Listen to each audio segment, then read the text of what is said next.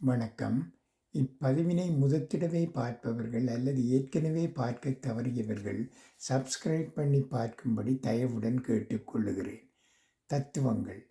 பேராசை எனத் தோன்றினாலும் பரவாயில்லை, இலக்குகளை மிகவும் உயரமாகவே குறிவையுங்கள். பொறுமையோடும் தன்னம்பிக்கையோடும் முயற்சி செய், முடியாதது எதுவும் இல்லை.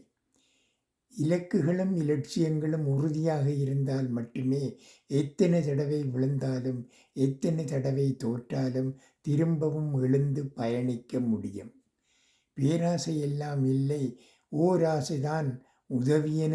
உதவியவனுக்கு உதவாமல் இந்த உயிர் போய்விடக்கூடாது.